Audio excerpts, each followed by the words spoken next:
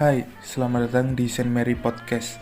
Saya Viandri sebagai host di sini akan ditemani oleh Andrianto, Ervan, Alex, dan Gabriel yang akan menemani Anda.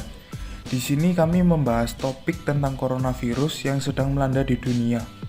Pertama-tama kami akan membahas tentang asal mula, proses penyebaran, dan dampak sosial yang akan dijelaskan oleh rekan saya Andrianto. Ya, terima kasih Viandri. Proses penyebaran COVID-19 ini melalui udara yang terhirup lewat hidung atau mulut sehingga masuk ke dalam saluran pernafasan. Pusat penyebarannya adalah di Wuhan, China. Penyakit ini menyebar dengan cepat ke negara-negara di dunia ini. Virus corona membawa dampak bagi semua orang yang ada di dunia. Beberapa dampak yang ditimbulkan adalah yang pertama, penutupan sekolah. Tujuan utamanya dari penutupan sekolah ini yaitu untuk mencegah adanya penyebaran virus corona, juga memutus rantai dari COVID-19 ini. Yang kedua, kekerasan dalam rumah tangga. Jutaan orang tinggal dalam rumah untuk memutus rantai virus corona ini.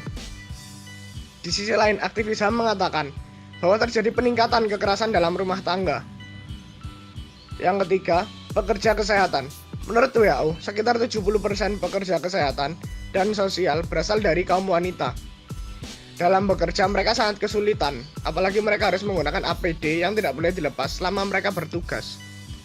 Mereka juga tidak diperbolehkan untuk makan, minum, istirahat, bahkan menggunakan toilet saat bekerja. Jadi begitu, Viandri. Terima kasih Andrianto atas penjelasannya.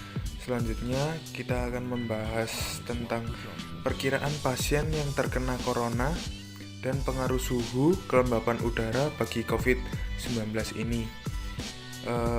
Topik ini akan dijelaskan oleh Saudara Ervan. Silakan Saudara Ervan.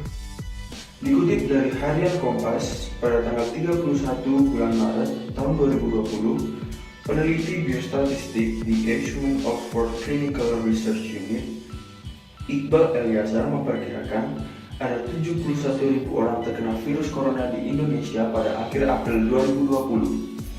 Nah, berjemur di bawah sinar matahari tidak akan membunuh virus corona. Suhu panas nyatanya tidak berdampak pada virus, dan tidak ada wilayah di dunia yang memiliki risiko lebih rendah daripada yang lain karena iklimnya. Kamu bisa terjangkit COVID-19 tidak peduli seberapa cerah atau panas cuaca di tempat kamu tinggal. COVID-19 juga dapat menyebar di iklim panas dan lembab. Nah, pada awal wabah terjadi, para ahli menduga virus itu bisa seperti virus corona lainnya dan memiliki umur yang lebih pendek pada suhu yang lebih tinggi dan kelembapan yang lebih tinggi. Sebagian besar virus juga dapat lebih mudah bertahan hidup dan bereproduksi pada bulan-bulan yang lebih dingin. Namun, para ahli tidak tahu pasti tentang COVID-19 sampai musim berubah dan lebih banyak penelitian yang kelak akan dilakukan. Paparan langsung ke suhu yang intens juga tak bisa bunuh virus. Pengering tangan, mandi air panas, mandi es, lampu UV, dan metode terkait lainnya kemungkinan juga tidak akan mencegah infeksi COVID-19 itu sendiri. Ini juga berlaku dengan metode menyiram diri dengan semprotan klorin atau alkohol yang kini banyak digunakan oleh orang-orang. Nah, organisasi WHO itu memperingatkan bahwa mencoba metode-metode ini pada akhirnya bisa berbahaya. Sebagai contoh, mandi dengan suhu air yang sangat panas itu dapat membakar kulit, dan radiasi UV dapat menyebabkan iritasi kulit. Ya, terima kasih Ervan. Sekarang kita lanjut ke rekan saya Gabriel yang akan menjelaskan tentang kegiatan yang dapat dilakukan selama pandemi sesuai dengan sila kedua dari Pancasila. Ya, silakan Gabriel. Yang pertama adalah membantu petugas kesehatan. Anda dapat membantu dengan memberikan masker atau alat pelindung diri yang sering disebut APD yang dapat membantu mereka menangani para pasien. Yang kedua adalah memberikan bantuan makanan. Saat ini adalah waktu yang tepat untuk menyumbangkan sebagian yang Anda miliki kepada orang lain yang lebih membutuhkan. Banyak di luar sana orang yang terdampak akibat menyebarnya virus corona dan tak sanggup untuk membeli makanan. Kabar baik di tengah kabar buruk terkait semakin luasnya penyebaran virus corona di dunia. Sebab, lagi-lagi, COVID-19 menunjukkan pengaruh positif terhadap polusi udara secara global. Wah, penjelasan yang bagus dari Gabriel. Kita lanjut ke rekan saya Alex yang akan menjelaskan tentang bahan-bahan apa saja yang terkandung dalam disinfektan. Monggo Alex. Oke, bahan yang digunakan untuk membuat cairan disinfektan adalah 1. Hidrogen perosid kadar 0,5%, benzalkonium klorid, quaternary amonium, alkyl dimetil benzyl amonium klorid kadar 0,05%, klorosilenol kadar 0,12%, etil alkohol atau etanol kadar 62-71%, iodin in iodopor kadar 50 ppm, isopropanol atau 2-propanol kadar 50%, pin oil kadar 0,23%, propidon iodin kadar 1%, sodium hipoklorit kadar 0,05-0,5%, sodium klorid kadar 0,23%, dan yang terakhir adalah sodium diklorisosinaturet kadar 0,1-0,5%. Penjelasan yang cukup jelas dari rekan saya Alex. Terima kasih Alex. Dan sekarang kita beralih lagi ke rekan saya Gabriel yang akan membahas tentang pentingnya menjaga kesehatan mental. Dipersilakan.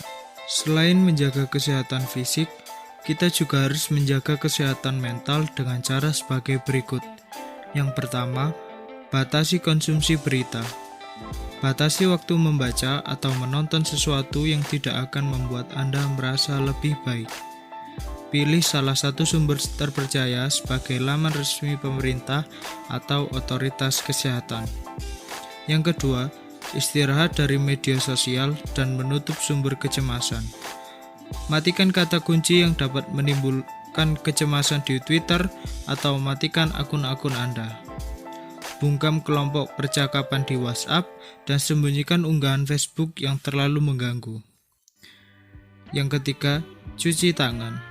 Menurut anjuran pemerintah, cuci tangan dilakukan selama 20 detik di air mengalir. Yang keempat, jaga hubungan dengan orang lain. Di saat makin banyak orang harus mengisolasi diri di rumah, penting bagi Anda untuk memastikan Anda punya nomor telepon orang-orang terdekat. Jika Anda sedang mengisolasi diri, jaga keseimbangan antara rutinitas dan memastikan ada variasi setiap harinya. Anda mungkin akan merasa lebih produktif dalam 2 minggu tersebut. Oke, terima kasih Gabriel. Sekarang kita masuk ke topik yang terakhir, yaitu bagaimana kita menyikapi pandemi ini dengan mengambil yang positif-positif saja. Topik ini akan dibawakan oleh rekan saya Andrianto. Oke, dampak positif dari virus corona sendiri yang pertama yaitu lebih rajin mencuci tangan. Tentu dengan adanya ini kita harus selalu menjaga kebersihan diri kita, utamanya tangan. Karena apa? Karena tangan kita yang menyentuh bagian dari anggota tubuh kita, termasuk daerah wajah. Kemudian yang kedua, sadar akan kebersihan lingkungan. Kita yang mungkin tidak peduli akan kebersihan lingkungan bisa menjadi sadar akan pentingnya kebersihan lingkungan bagi kita dan bagi semua orang. Yang ketiga, mengubah pola makan sehat. Kita harus menjaga kesehatan kita. Salah satunya dengan makan makanan yang bergizi secara teratur. Atau kita harus menerapkan pola makan sehat agar imunitas tubuh kita juga menjadi lebih kuat. Yang keempat, rajin olahraga. Rajin olahraga ini wajib kita lakukan di rumah untuk tetap menjaga kesehatan dan meningkatkan imunitas tubuh agar tidak mudah terserang oleh virus. Yang terakhir, lebih sering berdoa. Kita juga ingat akan berkat Tuhan yang memberikan kita kesehatan. Juga kita harus bersyukur, jadi kita akan lebih sering mengucap syukur dan berdoa pada Tuhan. Oke, itu tadi adalah berbagai macam penjelasan seputar coronavirus yang telah disampaikan oleh rekan saya. Semoga membantu. Dan terakhir, pesan dari kami, stay safe, stay healthy,